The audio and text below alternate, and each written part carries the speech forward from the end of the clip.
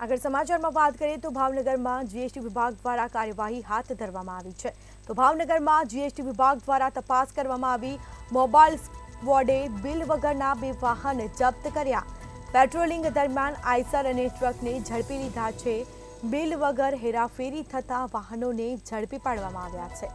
બંને વાહનને પેનલ્ટી વસૂલી છોડવામાં આવશે। તો સમાચાર પ્રાપ્ત થયા છે ભાવનગરમાં જીએસટી વિભાગ દ્વારા કાર્યવાહી હાથ ધરવામાં આવી છે। મોબાઈલ સ્ક્વોડે બિલ વગરના 2 વાહનો જપ્ત કર્યા છે। સમગ્ર મામલે તપાસ હાથ ધરાશે। પેટ્રોલિંગ દરમિયાન આઈસર અને ટ્રકને ઝડપી પાડવામાં આવ્યા છે।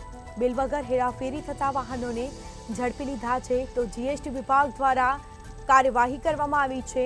ભાવનગરમાં જીએસટી વિભાગ દ્વારા તપાસ પણ હાથ ધરવામાં આવી છે। તો બંને વાહનોની પેનલ્ટી વસૂલી અને તેને છોડવામાં આવશે। તો બિલ વગર હેરાફેરી થતા વાહનોને ઝડપી પાડ્યા। પેટ્રોલિંગ દરમિયાન આઈસર અને ટ્રકને ઝડપી લીધા છે।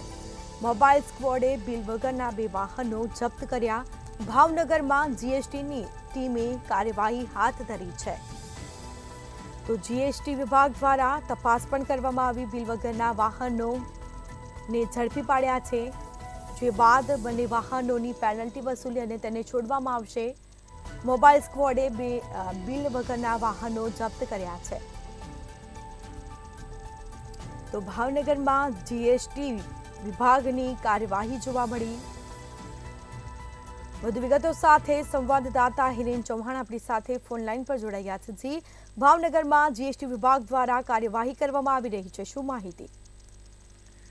જી સ્મિતા, ચોક્કસ જણાવ્યું તો ભાવનગર જીએસટી વિભાગની મોબાઈલ સ્ક્વોડ ટીમ છે તે હાઈવે રસ્તા ઉપર જે બેલ વગરના જે વાહનો મુસાફરી કરતા હોય, બિલ જે માલની અવર જવર હેરાફેરી થતી હોય તેને પગલે ઝડપી પાડતા હોય છે। ત્યારે ગઈકાલે ભાવનગરના હાઈવે રોડ ઉપરથી મોબાઈલ સ્ક્વોડની ટીમ દ્વારા એક આઈસર અને એક ટ્રક ઝડપી લેવામાં આવ્યું હતું, જેમાં એક ટ્રકની અંદર ભંગારનો માલ ભરેલો હતો અને આઈસરની અંદર અન્ય મશીનરી ભરેલી હતી। બંનેની પાસેથી જે જરૂરી બિલ અને ડોક્યુમેન્ટ માંગવામાં આવ્યા, પરંતુ ડ્રાઈવર પર રજૂ નહીં થતા બંને ગાડીઓ ડિટેન કરીને બહુમાળી ભવન ખાતે લાવવામાં આવી છે।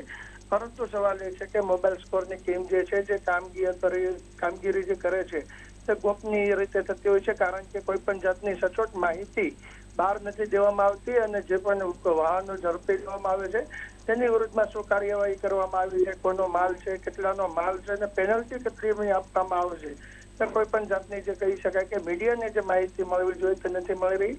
ત્યારે ક્યાંક ને ક્યાંક એવું લાગી રહ્યું છે કે અધિકારીઓ જે કામગીરી કરી રહ્યા છે તે ગોપનીય રીતે કરી રહ્યા છે। હાલ તો ભાવનગર મોબાઈલ સ્ક્વોડ ટીમ દ્વારા જે વાહનો જપ્ત કરવામાં આવ્યો છે તેને બહુમાળી ખાતે રાખીને તેની પેનલ્ટી વસૂલ કરવામાં આવશે। જી બિલકુલથી તમામ જાણકારી આપવા બદલ આપનો આભાર।